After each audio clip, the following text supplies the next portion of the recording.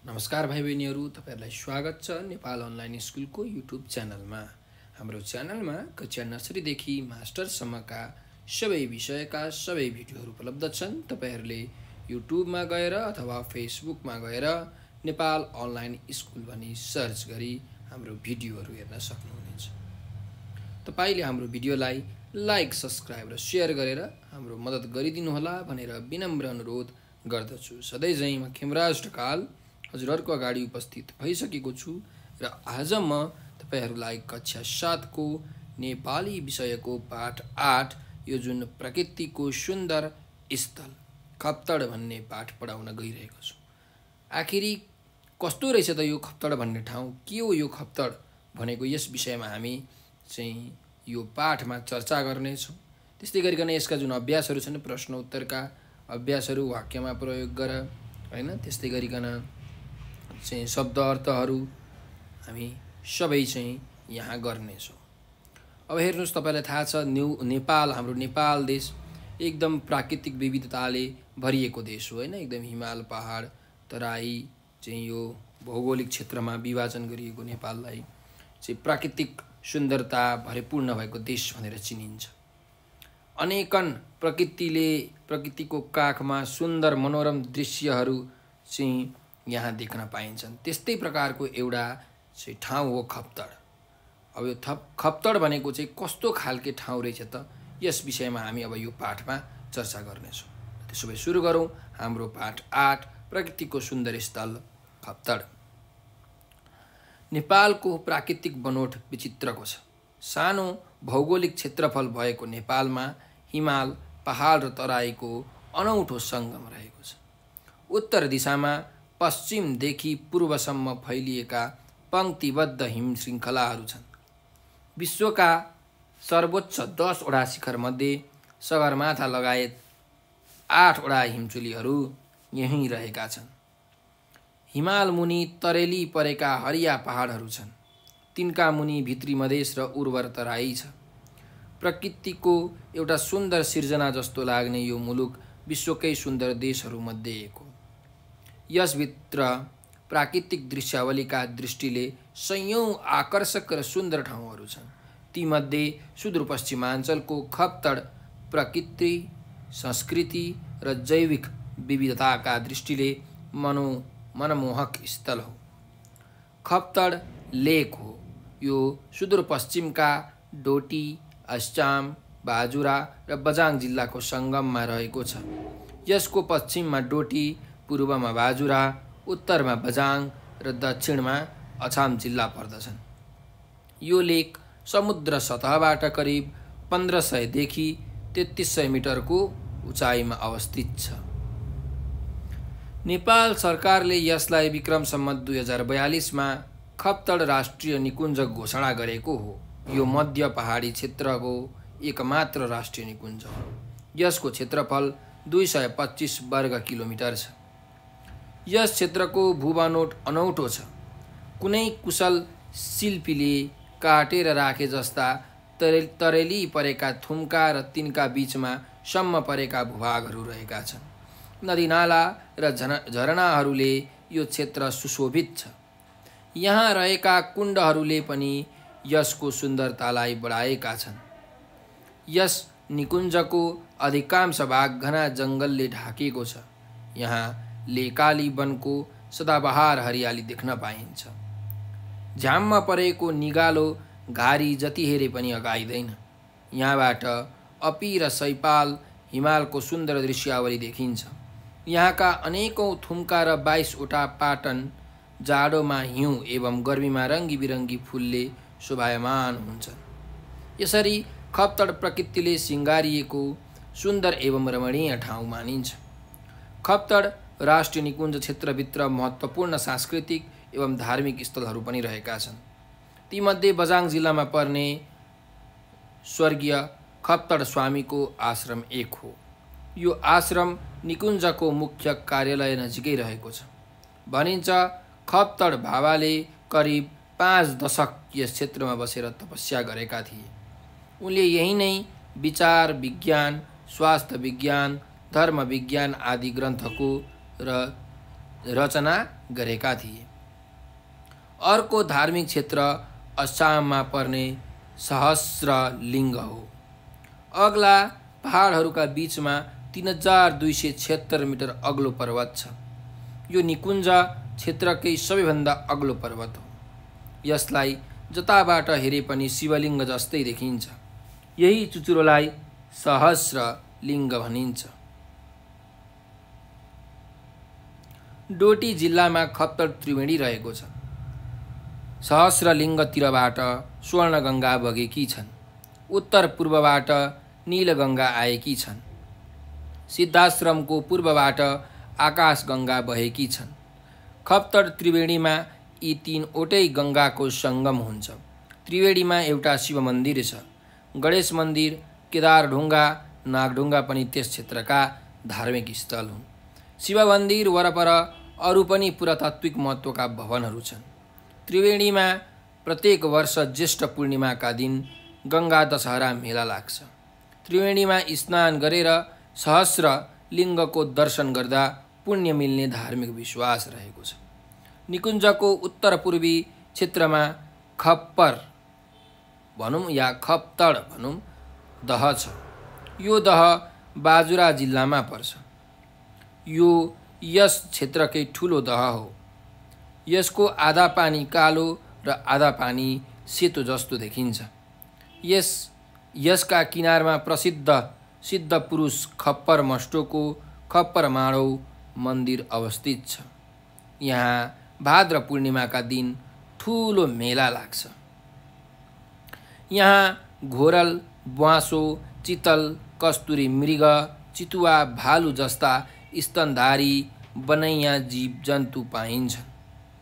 बुलबुल, कोइली, डाँफे, मुनाल, काली, चिल आदि पन्छीहरू विचरण गर्छन्। भोजपत्र, सल्लो, धुपी, गुराँस, खस्रु, चिमाल, चुथ्रो, चिराइत्यो, निगालो आदि वनस्पति पाइन्छन्। यहाँ धेरै जडीबुटीहरूको पहिचान भएको छ। यस क्षेत्रमा धेरै प्रजातिका रङ्गीचङ्गी फुलहरू फुल्छन्। त्रिवेणी र खप्तड दहमा त्यसै गरी धेरै खाले पुतलीहरू र अनेकौं कीट पतङ्गले यस क्षेत्रलाई आफ्नो वासस्थान बनाएका छन्। त्रिवेणी र खप्तड दहमा बजाङ्गे, पाहा र खस्रे भ्यागुता देख्न पाइन्छ। यसरी खप्तड क्षेत्र जैविक विविधताको भण्डार बनेको छ। निकुञ्जको मुख्य कार्यालयमा एउटा सङ्ग्रहालय छ। त्यसका नजिकै अग्लो अवलोकन टावर निर्माण गरिएको छ। त्यहाँबाट हिमाली श्रृङ्खला र त्यस क्षेत्रका घाँसे मैदानहरू देख्न सकिन्छ, जहाँ वर्षायाममा चर्नका लागि जनावरहरूको बथान आउने गर्छ। खप्तडको प्राकृतिक सम्पदाको संरक्षण गर्न राष्ट्रिय निकुञ्जको स्थापना गरिएको हो। निकुञ्जले यथासम्भव संरक्षणको कार्य गर्दै आएको छ। यो क्षेत्र मध्यवर्ती क्षेत्रका बासिन्दाको पशु चराउने खर्क पनि बनेको छ। चरीचरणले मनोरम प्राकृतिक वातावरण खलबलिन सक्छ। त्यसैले चरीचरणलाई व्यवस्थित गर्नु आवश्यक देखिन्छ। खप्तड सुदूरपश्चिमाञ्चल क्षेत्रको अनुपम प्राकृतिक भण्डार हो। यस क्षेत्रको जैविक विविधता र पुरातात्विक वस्तुको राम्रो अध्ययन भएको पाइँदैन। त्यसैगरी पर्यटन प्रवर्धनका लागि पनि उल्लेखनीय काम भएको देखिँदैन। त्यसैले सर्वप्रथम खप्तडमा सडक यातायात पुर्यायौँ र पर्यटन प्रवर्धन गरौँ। साथै साथै यहाँको जैविक विविधताको संरक्षण, अध्ययन र दोहनको अभियान चलाऊ। यसो गरेमा खप्तडले सुदूरपश्चिमको मात्र होइन, देशकै समृद्धिमा सहयोग पुर्याउनेछ भनेर यो जुन हाम्रो पाठ छ, यो पाठ हाम्रो सकिएको छ। अब हेर्नुहोस् त, यो खप्तड भन्ने जुन ठाउँ छ, यो चाहिँ नेपालको सुदूरपश्चिम हैन मा पर्ने जुन डोटी जिल्ला, अछाम जिल्ला, बाजुरा जिल्ला र बझाङ जिल्लाको के छ, सङ्गममा रहेको रहेछ। यो चाहिँ खप्तडको पश्चिममा डोटी, पूर्वतिर बाजुरा, उत्तरतिर बझाङ र दक्षिणमा अछाम जिल्ला पर्दो रहेछ। र यो खप्तड भन्ने जुन ठाउँ छ, यो चाहिँ 1500 मिटरदेखि 3300 मिटरको चाहिँ उचाइमा रहेछ है समुद्र सतहबाट। र यसलाई चाहिँ राष्ट्रिय निकुञ्ज चाहिँ 2042 सालमा घोषणा गरिएको रहेछ। यो चाहिँ यो मध्य पहाडी क्षेत्रको एकमात्र के हो त राष्ट्रिय निकुञ्ज हो, जहाँ अनेक प्रकारका वनस्पतिहरू, अनेक प्रकारका चाहिँ जीवजन्तु, स्तनधारी जीवजन्तुहरू, अनेक प्रकारका चाहिँ पशु पन्छीहरू चाहिँ पाइँदो रहेछ। त्यस्तै गरिकन यहाँ खप्तड बाबाको आश्रम पनि रहेको रहेछ। त्यस्तै यो सिद्ध पुरुष खप्पर मस्टोको जुन खप्परमाडौ मन्दिर पनि यही खप्तड भन्ने ठाउँमा रहेको रहेछ हैन। अब यहाँ यो जुन निकुञ्ज छ, राष्ट्रिय निकुञ्ज छ, त्यो राष्ट्रिय निकुञ्जको जुन मुख्य कार्यालयमा एउटा सङ्ग्रहालय पनि राखेको रहेछ। त्यो सङ्ग्रहालयमा चाहिँ यो खप्तड राष्ट्रिय निकुञ्जमा पाइने जीवजन्तुहरूको चाहिँ पशुपन्छीहरूको चाहिँ अब यहाँ अवशेषहरू पाइन्छ, हामीले त्यहाँ देख्न सक्छौँ। र यहाँ एकदम ठुलो घाँसे मैदानहरू छ, त्यस्तै हिम श्रृङ्खलाहरू पनि यहाँबाट मजाले देख्न सकिन्छ हैन। एकदम प्रकृतिको दृष्टिले, संस्कृतिको दृष्टिले एकदम मनोरम दृश्यहरू हामीले यहाँ देख्न पाउँछौँ। तर यो खप्तड जुन राष्ट्रिय निकुञ्ज छ अथवा भनौँ यो खप्तड भन्ने ठाउँ छ, यसको चाहिँ त्यति अध्ययन भएको पाइँदैन। यहाँ विशेष प्रकारका जडीबुटीहरू पनि पाइन्छन् है। त्यस्तै प्रकारले भन्यो भने यो खप्तड चाहिँ जैविक विविधता र पुरातात्विक वस्तुको चाहिँ भरिभण्डार पनि हो, तर यसको राम्रोसँग अध्ययन भएको छैन। त्यसैले हामीले चाहिँ अब यसमा पहिला सडक यातायात चाहिँ पुर्याउनु पर्नेछ र वर्षेनी जुन आउने पर्यटकहरू छ त्यो पर्यटकहरूलाई पनि हामीले यहाँ पुर्याउनु पर्नेछ। यसको बारेमा खप्तड राष्ट्रिय निकुञ्जको बारेमा प्रचार प्रसार गरेर यो ठाउँलाई हामीले पर्यटकीय क्षेत्रको रूपमा रूपान्तरण गर्न सक्छौँ। त्यसैले यहाँको जुन जीवहरूको विविधता छ, धेरै प्रकारका जीवहरूको संरक्षण, अध्ययन र दोहनको अभियान चलाउनु बाँकी छ। हामीले चलाउनु पर्छ। दोहन भनेको चाहिँ बढीभन्दा बढी फाइदा लिने काम भनेर भन्न खोजेको। यो खप्तड जुन ठाउँ छ यो चाहिँ सुदूरपश्चिमको मात्र होइन, यो खासमा भन्ने हो भने चाहिँ नेपालकै हैन, हाम्रो देशकै समृद्धिमा सहयोग पुर्याउने ठाउँ। त्यसैले हामीले यसको संरक्षण गर्नुपर्छ, यसको प्रचार प्रसार गर्नुपर्छ। यसका बारेमा यहाँको भौगोलिक क्षेत्र, यहाँको प्राकृतिक क्षेत्रको र यहाँको पुरातात्विक वस्तुहरूको चाहिँ राम्रो तरिकाले अध्ययन हुनुपर्छ भन्ने कुरा हामीले यहाँबाट थाहा पायौँ। अब यस पाठको हामी अभ्यासतर्फ अघि बढौँ भाइ बहिनीहरू हो। अब यहाँ हेर्नुहोस् त, अभ्यास नम्बर 1 मा छ उत्तर भन भनेर यहाँ प्रश्नहरू सोधिएको छ। यिनीहरूको उत्तर हामीले अब भन्नुपर्नेछ है। यहाँ हेर्नुहोस् त, पहिलो प्रश्न छ क नम्बरमा, नेपालको भूगोलको विशेषता के हो भनेर भनेको छ।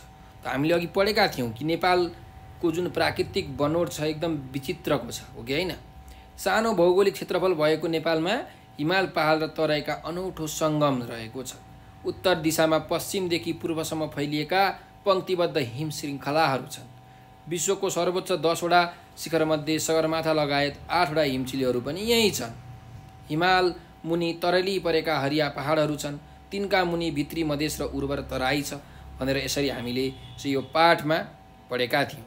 भनेपछि नेपालको भूगोलको विशेषता के हो भनेर भनेको छ भन्दा हिमाल पहाड र तराई मिलेर बनेको नेपालको भूगोलको विशेषता एकदमै अनौठो किसिमको छ भनेर हामीले यसरी लेख्न सक्छौँ है। अब अर्को प्रश्नमा जाउँ। अर्को प्रश्न छ खप्तड किन प्रसिद्ध छ भनेर भनेको छ। त खप्तड किन प्रसिद्ध छ त भन्नुहोस् त। किनकि यहाँको जुन प्राकृतिक विविधता, सांस्कृतिक विविधता र जैविक विविधताले गर्दाखेरि यो चाहिँ एकदमै मनमोहक स्थलको रूपमा चिरपरिचित छ, त्यसैले यो प्रसिद्ध भएको हो। अब यसको उत्तर के लेख्ने त भन्दा खप्तड किन प्रसिद्ध छ भन्दा खप्तड चाहिँ सुदूरपश्चिमाञ्चलको चाहिँ प्राकृतिक, सांस्कृतिक र जैविक विविधताका दृष्टिले मनमोहक स्थल भएका कारणले प्रसिद्ध छ भनेर हामी लेख्न सक्छौँ। के अरे, खप्तड सुदूरपश्चिमाञ्चलको प्राकृतिक, सांस्कृतिक र जैविक विविधताका दृष्टिले मनमोहक स्थल भएकाले प्रसिद्ध छ भनेर यसरी हामी उत्तर लेख्न सक्छौँ है त। अब अर्को प्रश्नमा जाउँ। ग नम्बरको प्रश्न चाहिँ हेर्नुहोस् त, खप्तड स्वामीले के पुस्तक लेखेका छन् भनेर भनेको छ। भनेपछि खप्तड स्वामी चाहिँ 5 दशकसम्म यो खप्तड क्षेत्रमा रहेर चाहिँ तपस्या गर्नुभएको थियो है, 50 वर्षसम्म बसेर। र उहाँले यहाँ कुन पुस्तक लेख्नुभएको थियो त? विचार विज्ञान, स्वास्थ्य विज्ञान, धर्म विज्ञान जस्ता पुस्तकहरू लेख्नुभएको थियो। त्यही भएर खप्तड स्वामीले विचार विज्ञान, स्वास्थ्य विज्ञान, धर्म विज्ञान जस्ता पुस्तक लेखेका छन् भनेर यसरी हामीले यसको उत्तर लेख्न सक्छौँ है। ल अब अर्को प्रश्नमा जाउँ। खप्तड स्वामीको आश्रम कुन जिल्लामा पर्छ भनेर भनेको छ। भनेपछि कुन जिल्लामा पर्छ हेर्नुहोस् त, खप्तड भन्ने जुन यो ठाउँ छ यो चाहिँ 4वटा जिल्लाको सङ्गममा छ होइन। डोटी, अछाम, बाजुरा र बझाङ जिल्लाको सङ्गममा रहेको छ। तर खप्तड स्वामीको आश्रम चाहिँ कुन जिल्लामा पर्छ त भन्दा चाहिँ बझाङ जिल्लामा पर्छ। त्यही भएर खप्तड स्वामीको आश्रम बझाङ जिल्लामा पर्छ भनेर हामीले यसको उत्तर लेख्न सक्छौँ है। अब अर्को प्रश्नमा जाउँ। 9 नम्बरको प्रश्न, खप्तड त्रिवेणीमा कहिले मेला लाग्छ भनेर भनेको छ। हामीले अघि भर्खर पढेको थियौँ कि त्रिवेणीमा प्रत्येक वर्ष ज्येष्ठ पूर्णिमाका दिन गङ्गा दशहरा मेला लाग्छ, हो कि होइन? त्यसैले खप्तड त्रिवेणीमा चाहिँ हरेक वर्ष ज्येष्ठ पूर्णिमाका दिन मेला लाग्छ भनेर यसरी हामीले यसको उत्तर लेख्न सक्छौँ है। ल अब हामी अर्को प्रश्नमा जाउँ। निकुञ्जको अवलोकन टावरबाट के देखिन्छ भनेर भनेको छ। चाहिँ के देखिन्छ त? निकुञ्जको अवलोकन टावरबाट चाहिँ हिमाली श्रृङ्खला र त्यस क्षेत्रका घाँसे मैदानहरू देखिन्छ भनेर यसरी हामीले उत्तर लेख्न सक्छौँ है। ल अब यहाँ अर्को अभ्यास छ। अर्को अभ्यासतिर हामी अघि बढौँ भाइ बहिनीहरू। अर्को अभ्यासमा हेर्नुहोस् त, अभ्यास नम्बर 2 मा छ ठिक उत्तरमा ठिक चिनो लगाऊ भनेको छ। अब हेरौँ है त। क नम्बरको प्रश्न छ, खप्तडका बारेमा तलको कुन भनाइ बेठिक छ? अब यो चाहिँ हामीले पत्ता लगाउनु पर्ने छ है। कुन चाहिँ भनाइ बेठिक छ हेरौँ है त।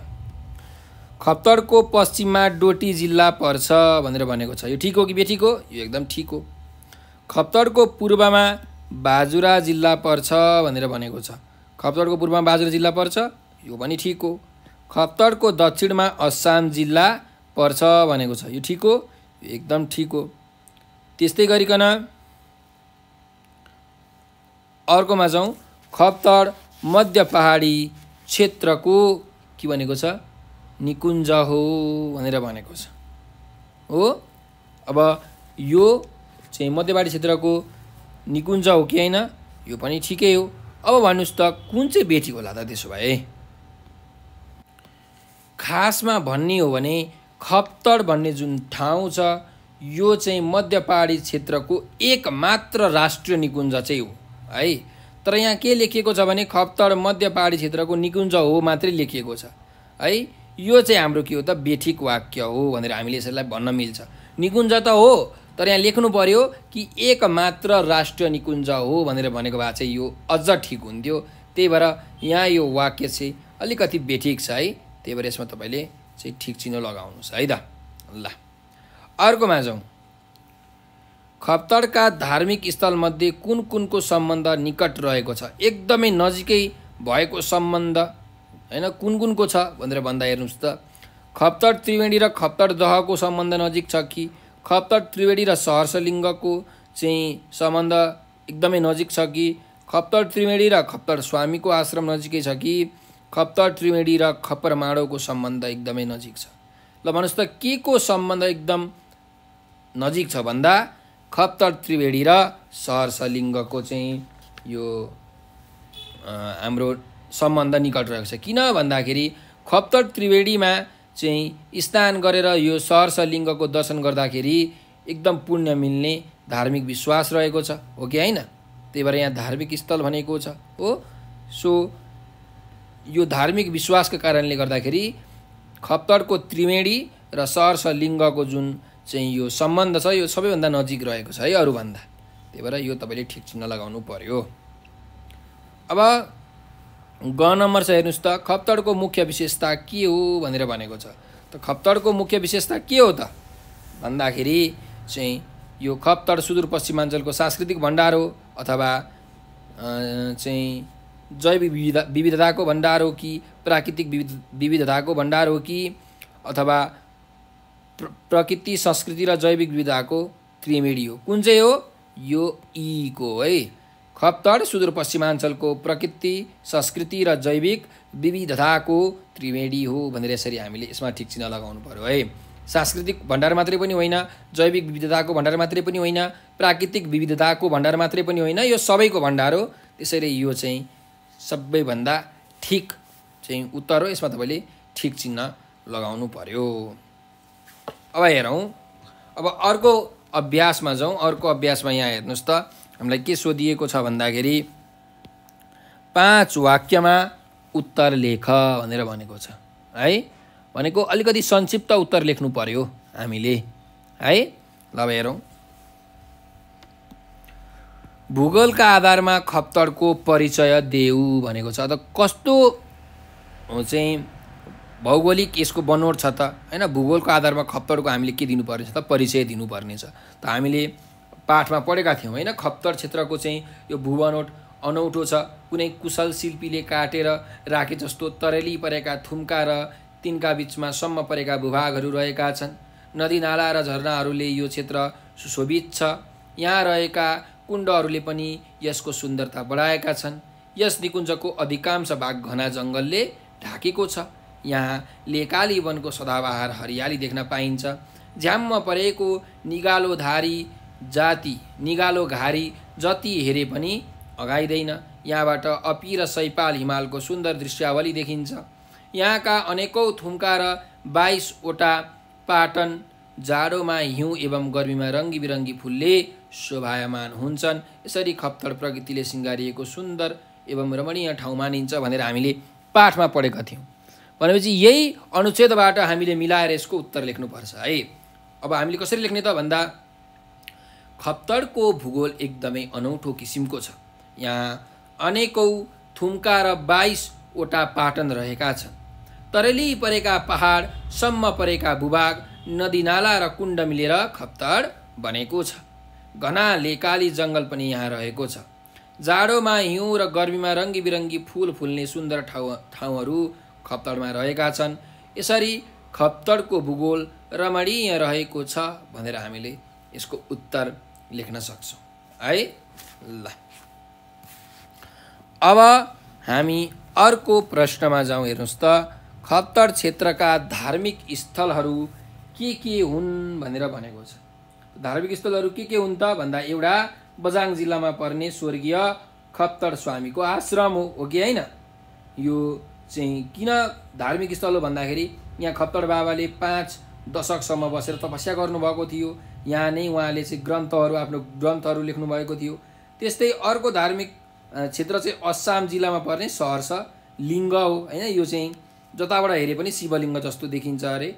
र यो क्षेत्रको चाहिँ यो निकुञ्ज क्षेत्रको सबैभन्दा अग्लो पर्वत पनि हो यो सहर्ष लिङ्ग भनेर। त्यही भएर यो एउटा धार्मिक स्थलको रूपमा चाहिँ यहाँ चिर परिचित छ। त्यस्तै अर्को जुन त्रिवेणी छ, त्रिवेणी भनेको चाहिँ 3 नदीहरूको समूह, स्वर्णगङ्गा, नीलगङ्गा र आकाशगङ्गा हैन? त्यो 3टा गङ्गा नदीहरूको चाहिँ यो सङ्गम बनेको छ। गङ्गामा स्नान गरेर, यो त्रिवेणीमा स्नान गरेर सहर्ष लिङ्गको दर्शन गर्दाखेरि एकदम पुण्य पाइन्छ भन्ने चाहिँ धार्मिक विश्वास पनि रहेको छ। त्यस्तै यो निकुञ्जको अर्को चाहिँ यो पूर्वी क्षेत्रमा हैन, उत्तर पूर्वी क्षेत्रमा चाहिँ खप्तड दह छ हैन? यो दह चाहिँ बाजुरा जिल्लामा पर्छ। यसमा चाहिँ यो प्रसिद्ध पुरुष हैन, सिद्ध पुरुष चाहिँ हाम्रो खप्पर मस्टोको के छ त मन्दिर पनि यहाँ छ। यहाँ चाहिँ भाद्र पूर्णिमाको दिन एकदम ठुलो मेला लाग्छ। त्यही भएर यो पनि एउटा धार्मिक स्थल हो। त्यसैले खप्तड क्षेत्रका धार्मिक स्थलहरू कुन हुन् भनेर भनेको छ भन्दा, खप्तड क्षेत्रका धार्मिक स्थलहरू खप्तड स्वामीको आश्रम, सहर्ष लिङ्ग हैन, यस्तो अछाममा पर्ने सहर्ष लिङ्ग, डोटी जिल्लाको खप्तड त्रिवेणी र चाहिँ प्रसिद्ध सिद्ध पुरुष खप्पर मस्टोको खप्पर माडौ मन्दिर हो भनेर हामीले लेख्न सक्छौँ है। यसरी तपाईहरुले यसको उत्तर चाहिँ लेख्नु होला। अब अर्को चाहिँ यो प्रश्नमा जाउँ हामी। अर्को प्रश्न के छ भने प्राकृतिक दृष्टिले खप्तड कस्तो छ भनेर भनेको छ। अब चाहिँ यो प्रकृतिको दृष्टिले चाहिँ हाम्रो खप्तड भन्ने जुन यो ठाउँ छ यो कस्तो खालके छ त भनेर हामीलाई यहाँ प्रश्न सोधिएको छ।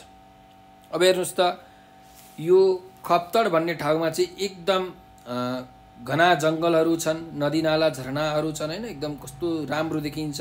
अपी र सैपाल हिमाल जस्तो सुन्दर दृश्यावलीहरू देखिन्छ। त्यस्तै यहाँ चाहिँ यो रङ्गी बिरङ्गी फुलहरू चाहिँ यहाँ फुल्छन्। एकदम यो प्रकृतिले सिंगारेको एकदम सुन्दर रमणीय ठाउँ हो। त्यही भएर प्राकृतिक दृष्टिले खप्तड कस्तो छ भन्दा चाहिँ यो खप्तड क्षेत्रमा चाहिँ नदीनाला र झरनाहरूले सुशोभित बनाएको चाहिँ ठाउँ हो। यहाँ रहेका कुण्डहरूले यसको सुन्दरता बढाएका छन्। खप्तड राष्ट्रिय निकुञ्जको अधिकांश भाग घना जङ्गलले ढाकेको छ। यहाँ सदैव हरियाली देख्न पाइन्छ। त्यस्तै यहाँबाट अपी र सैपाल हिमालको सुन्दर दृश्यावली देखिन्छ। अनेक प्रकारका चाहिँ यो थुम्का र 22 वटा पाटन जाडोमा हिउँ एवं गर्मीमा रङ्गी बिरङ्गी फुलले शोभायमान हुन्छन्। यसरी खप्तड प्राकृतिक दृष्टिले एकदम सिंगारिएको र रमणीय ठाउँ मानिन्छ भनेर हामीले यसको उत्तर लेख्न सक्छौँ है। अलिकति लामो उत्तर हुन्छ, 5-6 लाइनको, तपाईहरुले चाहिँ यो लेख्न सक्नुहुन्छ है। अब जैविक विविधता भनेको के हो भनेर भनेको छ। त जैविक विविधता भनेको के हो भन्दाखेरि चाहिँ धेरै जीवहरू पाइने, विविध प्रकारका जीव जन्तुहरू पाइने ठाउँलाई अथवा भनौँ न धेरै प्रकारका जीव जन्तुहरू भएका जुन स्थानहरू छन्, ठाउँहरू छन्, त्यसलाई हामी जैविक विविधता भएको ठाउँ भनेर भन्छौँ हैन। भनेपछि जैविक विविधता भनेको के हो भन्दा चाहिँ अनेक प्रकारका जीव जन्तु, पशु पंक्षीहरू, त्यस्तै वनस्पतिहरू चाहिँ पाइने ठाउँलाई जैविक विविधताले भरिएको ठाउँ भनिन्छ। त्यसैले विविध प्रकारका जीव जन्तुहरूको वासस्थान हुनु नै जैविक विविधता हो भनेर हामीले यसरी यसको उत्तर लेख्न सक्छौँ है। ल अब अर्को प्रश्नमा जाउँ।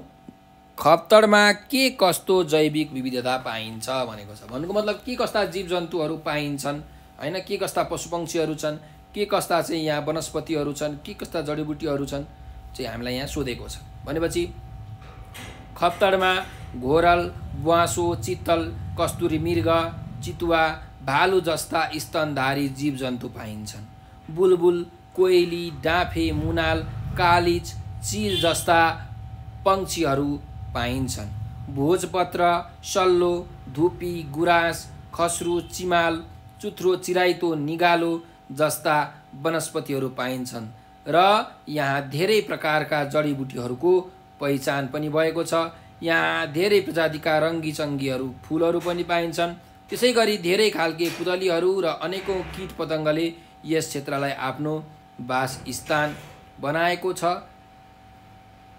र अन्त्यमा चाहिँ यो जुन त्रिवेणी र खप्तडदहमा बजाङे पहाड र खस्री भ्यागुता देख्न पाइन्छ। यसरी खप्तड क्षेत्रको चाहिँ जैविक विविधता, खप्तड क्षेत्र जैविक विविधताको भण्डार बनेको छ भनेर यसको उत्तर हामीले लेख्न सक्छौँ है। ल अब जुन यो मैले भनेका प्रश्नको उत्तरहरू चाहिँ तपाईहरुले ध्यानपूर्वक सुनेर आफ्नो कापीमा उतार्नु होला है त।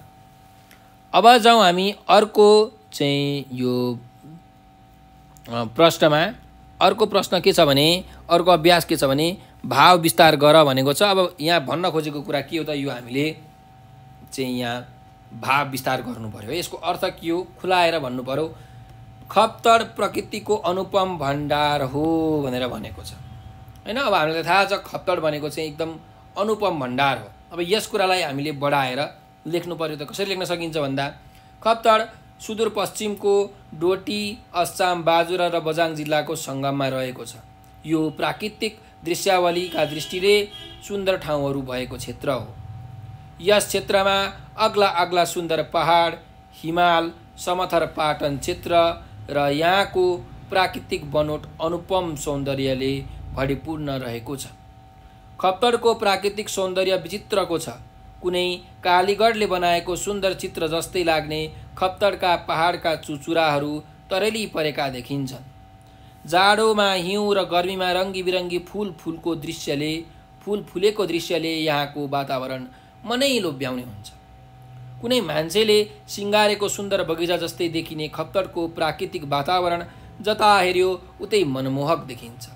खप्तडमा बग्ने स्वर्णगङ्गा, नीलगङ्गा, आकाशगङ्गा मिलेर बनेको त्रिवेणी नदी पनि अत्यन्तै सुन्दर रहेको छ। चितुवा, मृग जस्ता बनैया जीवजन्तु, डाफे मुनाल जस्ता पंक्षी र गुराँस निगालो जस्ता वनस्पतिले यहाँको वातावरण विविधतामय भएको छ। यसरी तरेली परेका पहाड, समथर पाटन क्षेत्र, सुन्दर हिमाली दृश्य र जीवजन्तु तथा वनस्पतिको विविधताले खप्तड प्रकृतिको अनुपम भण्डार बनेको छ भनेर हामीले यसको उत्तर लेख्न सक्छौँ है।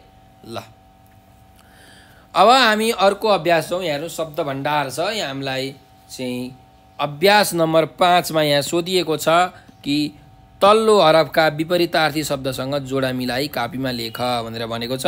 अब हामीले चाहिँ विपरीतार्थी भनेको चाहिँ उल्टो अर्थ दिने शब्दहरूलाई चाहिँ जोडा मिलाएर कापीमा लेख्नु पर्ने छ है। ल अब हेरौँ कि उल्टो अर्थ यहाँ दिने शब्दहरू चाहिँ के हुन्छ त है। हेरौँ अब यहाँ थुम्को भन्ने चाहिँ के छ त हामीलाई शब्द दिएको छ। थुम्को भनेको के भन्दाखेरि एकदम बाटुलो आकारको सानो डाँडालाई भनिन्छ हैन। खासमा भन्ने हो भने यो पहाडको टुप्पो भनेको चाहिँ के हो त थुम्को हो हैन, टुप्पोतिरको भागलाई भनेर भनिन्छ। त्यसैले अब यसको उल्टो अर्थ के हुन्छ त उपत्यका है। थुम्कोको उल्टो अर्थ हुन्छ उपत्यका। उपत्यका भनेको चाहिँ पहाडको यो बीचको भाग हो हैन। त्यही भएर यसको उल्टो अर्थ थुम्कोको उल्टो अर्थ उपत्यका। तपाईले यसरी जोडा मिलाउनु पर्यो। अर्को जाउँ, सुन्दर छ। सुन्दर शब्दको उल्टो अर्थ के हुन्छ त कुरूप। सुन्दर भनेको राम्रो, कुरूप भनेको नराम्रो। त्यही भएर यसको अर्थ तपाईले यसरी जोडा मिलाउन सक्नुहुन्छ, सुन्दरको कुरूप। ल अर्को शब्दमा जाउँ, पुण्य। पुण्यको उल्टो अर्थ के हुन्छ त पाप। पुण्य भनेको राम्रो काम, पाप भनेको नराम्रो काम हैन। त्यही भएर यसरी तपाईहरुले जोडा मिलाउन सक्नुहुन्छ। अर्को शब्दमा जाउँ, प्राकृतिक भनेको छ। प्राकृतिक भनेको प्रकृतिले बनाएको। भने यसको उल्टो अर्थ के हुन्छ त कृत्रिम हुन्छ। कृत्रिम भनेको मान्छेले बनाएको है। त्यसैले प्राकृतिकको उल्टो अर्थ हुन्छ कृत्रिम। तपाईले यसरी जोडा मिलाउनु पर्यो। र अन्तिममा छ हिउँद भनेर हैन। हिउँद भनेको चाहिँ पानी नपर्ने बेलालाई हिउँद बेला भनिन्छ। भने यसको उल्टो के हुन्छ त बर्खा। बर्खा भनेको पानी पर्ने समय। त्यही भएर तपाईहरुले जोडा मिलाउनु पर्यो कि हिउँदको उल्टो अर्थ के हुन्छ त बर्खा हुन्छ है। यसरी ल अब हामी अर्को अभ्यासमा जाउँ। अर्को अभ्यास हेर्नुस् त तलका शब्दको अर्थ भन भनेर भनेको छ। अब यहाँ हामीलाई शब्दहरू दिएको छ। यी शब्दहरूको चाहिँ अर्थ के हो यो हामीले भन्नुपर्ने छ है त। ल हेरौँ, पहिलो शब्द छ चाहिँ महत्त्वपूर्ण भनेर भनेको छ है। अब महत्त्वपूर्ण शब्दको अर्थ के हो त भन्नुस् त। भनेको एकदमै धेरै महत्त्व भएकोलाई हामी के भन्छौँ महत्त्वपूर्ण भनेर भन्छौँ हैन। विशेषता भएकोलाई महत्त्वपूर्ण। त्यही भएर तपाईँ यसको लेख्न सक्नुहुन्छ, विशेषता भएको, महत्त्व भएको है। ल अर्कोमा जाउँ, बथान भनेको छ। बथान भनेको के हो त? गाई वस्तुहरूको, जीव जन्तुहरूको चाहिँ समूहलाई हामी के भन्छौँ? बथान भनेर भन्छौँ है। ल अर्को छ कुण्ड भनेर। कुण्ड भनेको के हो त? कुण्डको अर्थ, कुण्ड भनेको चाहिँ दह हैन, ताल तलाउ पोखरी हैन, दहलाई हामी के भन्छौँ? कुण्ड भन्छौँ। यसको तपाईले अर्थ लेख्न सक्नुहुन्छ। त्यस्तै अर्को शब्दमा जाउँ, पाटन भनेको छ त। पाटन भनेको के हो? अब पाटन भनेको चाहिँ के हो भन्दा अग्ला अग्ला पहाड बीचमा भएको जुन सम्म मैदान छ तिनीहरूलाई पाटन भनिन्छ, अथवा अर्धसम्म मैदान पनि भनेर भन्न सकिन्छ है। अग्ला अग्ला पहाड बीचमा रहेको सम्म मैदान अथवा अर्धसम्म मैदानलाई हामी पाटन भनेर भन्छौँ है। ल अब अर्को छ हेर्नुहोस् त, भण्डार भनेको छ। अब हामीले त पढिसकेका छौँ भण्डार यो हाम्रो खप्तड भनेको चाहिँ प्राकृतिक, सांस्कृतिक र धार्मिक विविधताले भरिपूर्ण एउटा भण्डार हो हैन। त्यसैले अब यो भण्डार भन्ने शब्दको अर्थ के हुन्छ भन्दाखेरि धेरै कुराको कि त समूहलाई हामी के भन्छौँ? भण्डार भनेर भन्छौँ। अथवा यसको अर्को अर्थ के हुन्छ भने जुन सरसामानहरू राख्ने चाहिँ एउटा सुरक्षित ठाउँलाई हामी भण्डार पनि भन्छौँ। तर खासमा यो चाहिँ पाठमा भण्डार भनेको के भन्दाखेरि धेरै प्रकारका वस्तुहरूको समूहलाई हामी के भन्छौँ? भण्डार भनेर भन्छौँ है। ल त अर्को शब्दमा जाउँ, उर्वर भनेको छ त। उर्वर भनेको के हो त? उब्जाउ हुने किसिमको हैन, लाई हामी उर्वर भनेर भन्छौँ। अर्को शब्द छ पंक्तिबद्ध भनेर भनेको छ। पंक्तिबद्ध भनेको चाहिँ ताती जस्तो मिलेर बसेको हैन, ताती जस्तो मिलेर बसेकोलाई हामी के भन्छौँ? पंक्तिबद्ध भनेर भन्छौँ। अर्को सुशोभित भनेको छ। सुशोभित भनेको चाहिँ एकदमै सुहाएको हैन, लाई हामी के भन्छौँ? सुशोभित भनेर भन्छौँ। ल अब अभ्यास 7 मा जाउँ हेर्नुहोस् त। तलका शब्दका फरक अर्थ पढ र बुझ भनेको छ। अब यहाँ शब्दहरू दिएको छन्, यिनीहरूको फरक अर्थ हामीले बुझौँ है। हेरौँ, एउटा कुशल भन्ने शब्द छ। यो कुशल शब्दको अर्थ हेर्नुहोस् त, एउटा के हुँदो रहेछ? सिपालु हैन। ऊ चाहिँ राम्रो काम गर्नलाई के छ? कुशल छ भनेको, सिपालु छ भनेर भन्न खोजेको। त्यस्तै अर्को चाहिँ अर्थ के हुन्छ त? सन्चो अथवा आराम। हजुरलाई कुशल मङ्गलै छ भनेर पनि भनिन्छ। र अर्को कुशल भनेको चाहिँ एकदम चतुर, बाठो भनेर पनि बुझिन्छ है। राम भन्ने मानिस चाहिँ यो अरूलाई चाहिँ ठग्ने काममा एकदम कुशल छ भनेर भनेको, एकदम बाठो छ भनेर भन्न खोजिएको। त्यही भएर यो यसको कुशल भन्ने शब्दको एउटा भन्दा धेरै अर्थ भएको कारणले यस्ता शब्दलाई हामी अनेकार्थी शब्द भनेर भन्छौँ। के भन्छौँ? अनेकार्थी शब्दहरू भन्छौँ। कुनै शब्दको एक भन्दा बेसी अर्थ भयो भने त्यसलाई हामी अनेकार्थी शब्द भन्छौँ हैन। यो सबै अनेकार्थी शब्दहरू हुन् यहाँ। कुशल, सङ्गम, निकुञ्ज, पुतली, भाग भनेर। ल अब हेरौँ, सङ्गम भन्ने शब्द छ। सङ्गम भनेको के हो त? एउटा भेट्ने कामलाई पनि सङ्गम हुनु भनेर भनिन्छ। र अर्को कुनै दोभान हैन, दुईटा नदीको जुन ठाउँ छ त्यसलाई पनि, भेटिएको ठाउँलाई पनि सङ्गम भनेर भनिन्छ हैन, बेनी अथवा दोभान। त्यही भएर यो सङ्गमको पनि यहाँ दुईटा अर्थ भयो। त्यस्तै गरिकन निकुञ्ज भनेर भनेको छ। निकुञ्ज भनेको के हो त? एउटा अर्थ हुन्छ रुखमा लहरा जेलिएर बनेको ठाउँलाई पनि हामी निकुञ्ज भनेर भन्छौँ हैन। रुखमै चाहिँ लहराहरू बेरिएर जुन ठाउँ बन्छ, एउटा सानो ठाउँ, त्यसलाई निकुञ्ज भनिन्छ। र अर्को भनेको चाहिँ वन्यजन्तु र वनस्पतिको बचाउका लागि जोगाइएको वनलाई पनि हामी के भन्छौँ? निकुञ्ज भनेर भन्छौँ है। यसको पनि यहाँ दुईटा अर्थ भयो। अर्को जाउँ, पुतली भनेको छ। पुतली भनेको के हो त? एउटा एक प्रकारको के हो त? किरालाई हामी के भन्छौँ? पुतली भनेर भन्छौँ। त्यस्तै पुतली भनेको अर्को के हो भन्दाखेरि मानिस तथा पशु आदिको आकृतिको खेलौना। खेलौनालाई पनि के भनिन्छ त? पुतली भनेर भनिन्छ है। चाहिँ आज मेरो छोरोले चाहिँ मलाई एउटा पुतली ल्याइदिनु भन्यो भनेर भनेको के हो त? खेलौना ल्याइदिनु भन्यो भनेको कि होइन। यसरी पुतलीको अर्थ पनि दुईटा यहाँ हामीले देखिसकेका छौँ। त्यही भएर यो पनि एउटा अनेकार्थी शब्द हो भनेर हामी भन्न सक्छौँ। त्यसै गरिकन यहाँ भाग भन्ने चाहिँ एउटा के छ त? शब्द छ त। भाग भनेको के हो त भन्दा कुनै वस्तुको खण्ड अथवा टुक्रा हैन। अब कति भागमा चाहिँ बाँडिएको छ, जस्तो मानिलियो तपाईसँग चाहिँ 10 रुपैयाँ छ भने 10 जनालाई बाँड्नु पर्यो भने हरेकको भागमा 1-1 रुपैयाँ पर्यो भनेको कति टुक्रा बनाउने त भन्ने खोजेको हैन, खण्ड बनाउन खोजेको, त्यो भनेको चाहिँ भाग हो। त्यस्तै अर्को के हो त, कुनै सङ्ख्यालाई विभिन्न खण्डमा बाँड्ने कामलाई पनि भाग लगाउनु भन्छ हैन। हामीले भाग लगाउनु भन्छौँ नि एउटा, त्यो भनेको पनि के हो त चाहिँ एउटा सङ्ख्यालाई चाहिँ विभिन्न खण्डमा बाँड्ने काम। त्यस्तै भाग भनेको अर्को भाग्ने काम पनि हुन्छ हैन। तिमी चाहिँ घरबाट भाग भनेर भनिन्छ नि, त्यो चाहिँ यहाँ लेखिएको छैन, त्यो भाग्ने काम पनि हो। तपाईँले यहाँ 3 नम्बरमा त्यो पनि लेख्न सक्नुहुन्छ त, भाग्ने काम हैन, टाप कस्ने काम हैन। त यसको एकभन्दा धेरै अर्थ भएको कारणले यो पनि एउटा के हो त, यो अनेकार्थी शब्द हो भनेर हामीले यसलाई बुझ्न सक्छौँ है त। यहाँ अब हामीले चाहिँ जुन अनेकार्थी शब्दहरू छन् यसका बारेमा अलिकति चाहिँ थोरै चर्चा गरेका छौँ। कस्ता कस्ता शब्दलाई अनेकार्थी शब्द भनिँदो रहेछ त भन्दा एकभन्दा बेसी अर्थ भएका शब्दहरूलाई हामी अनेकार्थी शब्द भनेर भन्छौँ।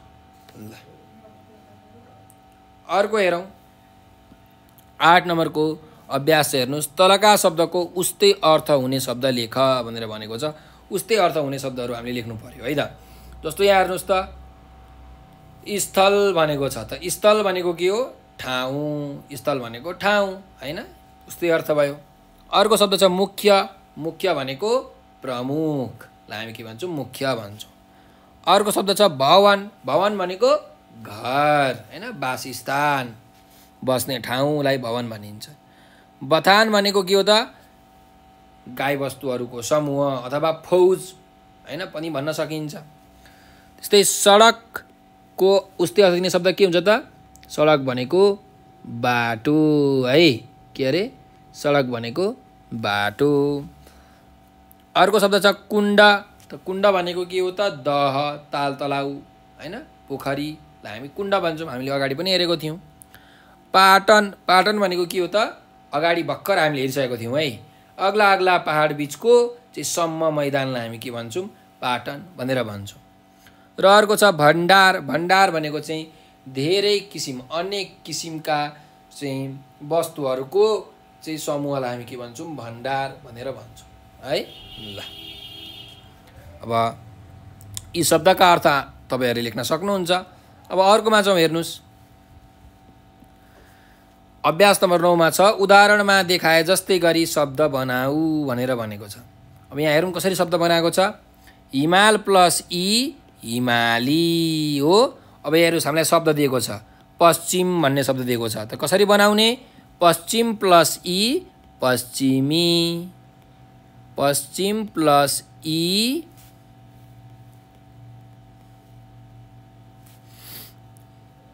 पश्चिमी है। अर्को शब्द हेर्नुहोस् त के छ यहाँ, पूर्व भन्ने शब्द छ, त पूर्व प्लस ई के हुन्छ, पूर्वी है, पूर्व प्लस ई पूर्वी। त्यस्तै उत्तर प्लस ई उत्तरी, दक्षिण प्लस ई दक्षिणी, नेपाल प्लस ई नेपाली, अछाम प्लस ई अछामी, पहाड प्लस ई पहाडी, बजाङ प्लस ई बजाङी, भित्र प्लस ई भित्री। यसरी हामीले यी शब्दहरूलाई ई प्रत्यय जोडेर नयाँ शब्द बनाउन सक्छौँ है त। ल अब अर्को यहाँ हेरौँ, उचो प्लस आई उचाइ भनेर छ, भनेपछि मोटो प्लस आई के हुन्छ त, मोटाई हैन, मोटो प्लस आई मोटाई यसरी। अर्को हेरौँ, गोलो प्लस आई के हुन्छ, गोलाई, गोलो प्लस आई गोलाई हो। चौडा प्लस आई चौडाई, लामो प्लस आई लम्बाई, अग्लो प्लस आई अग्लाई। त्यस्तै गरिकन भलो प्लस आई भलाई, ढिलो प्लस आई ढिलाई, कठिन प्लस आई कठिनाई, चौथो प्लस आई चौथाई, गहिरो प्लस आई गहिराई, सफा प्लस आई सफाई। यसरी तपाईहरुले अन्त्यमा पछाडी पुच्छरमा आई भन्ने प्रत्यय जोडेर नयाँ शब्दहरू चाहिँ निर्माण गर्न अब सक्नुहुन्छ। तपाईहरुले चाहिँ यो आफ्नो कापीमा चाहिँ लेख्नु होला है त। ल अब अर्को यहाँ अभ्यास छ, त अर्को अभ्यासमा जाउँ।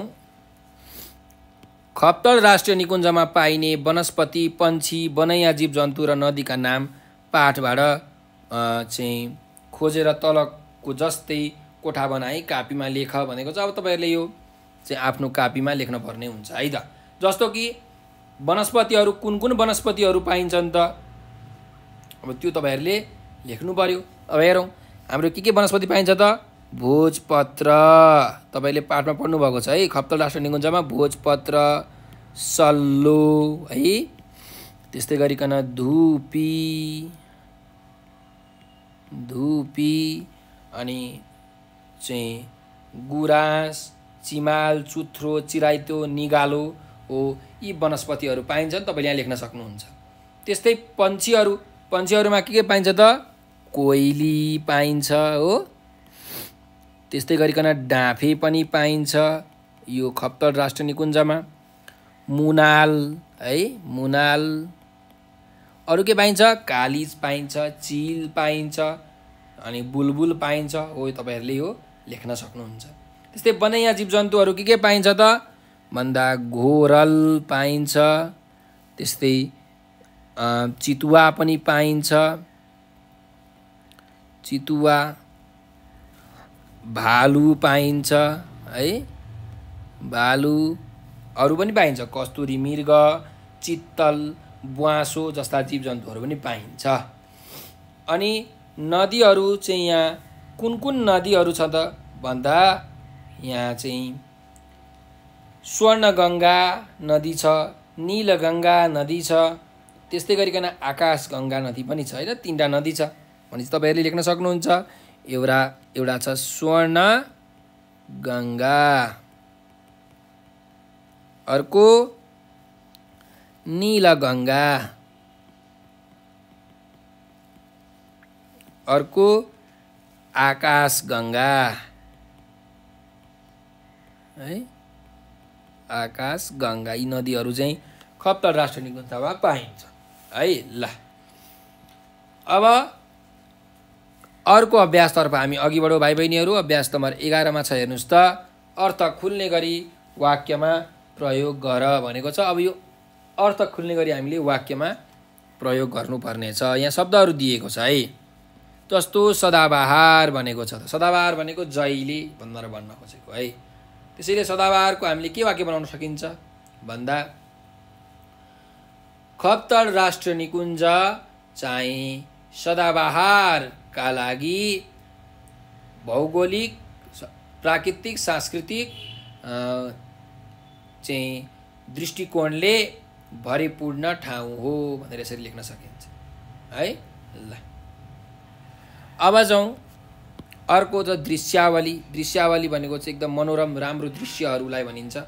अब दृश्यावली भनेको यसको के वाक्य बनाउन सकिन्छ भन्दा खप्तड राष्ट्रिय निकुञ्जमा अनेक प्रकारका हिमालहरूको, वन्यजन्तुहरूको चाहिँ घाँसे मैदानहरूको दृश्यावली देख्न पाइन्छ भनेर हामीले लेख्न सक्छौँ है। ल अब अर्को छ घोषणा गर्नु भनेको। घोषणा गर्नु भनेको चाहिँ भाषण दिनु भने जस्तो कुरा हो है। भनेपछि तपाईले यसको के वाक्य बनाउन सक्नुहुन्छ भन्दाखेरि नेपालमा नेताहरूले जहिले राम्रो काम गर्छु भनेर घोषणा गर्दछन् भनेर यसरी हामीले चाहिँ लेख्न सक्छौँ। यसको उत्तर चाहिँ वाक्य चाहिँ बनाउन सक्छौँ।